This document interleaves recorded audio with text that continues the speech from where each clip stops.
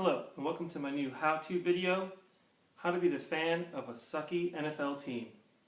A few of my friends, who happen to be Steelers fans, are experiencing something totally new this season. My team sucks disease.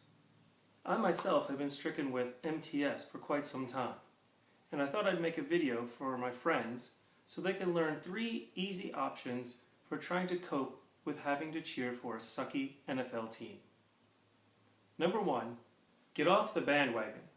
As soon as things start going south, it's time to bail. You should still show your support for the team.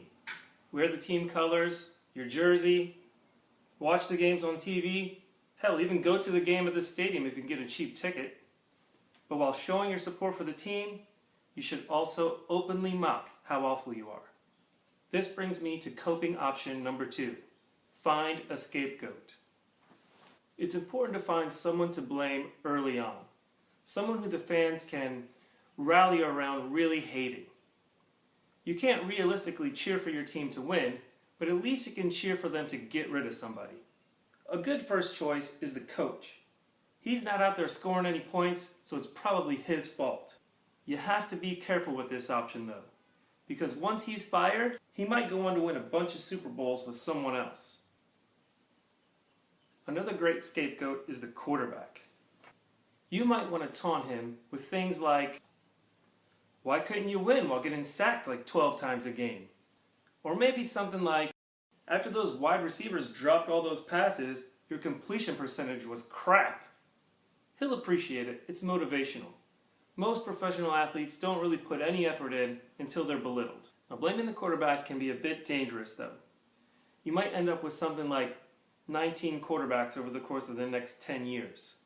And quite honestly, if that happens, you run the risk of getting drafted yourself, and then you're the one out there with no blockers, no receivers, and an entire city out there cheering for you to have some serious career-ending injury. So finally, our third coping mechanism.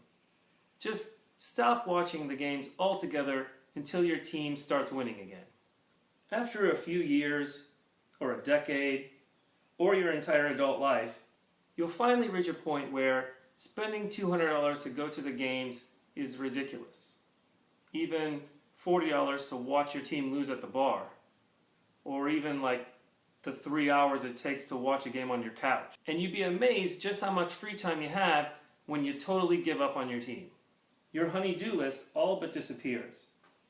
You spend much more quality time with your family, and your overall outlook on life is more favorable.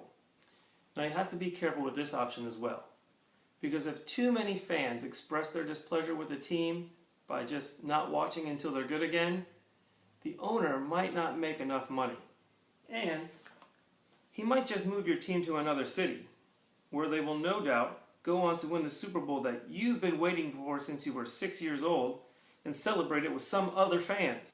So, in conclusion, Steelers fans, I really don't feel sorry for you at all, and I hope that you suck forever. Go Browns.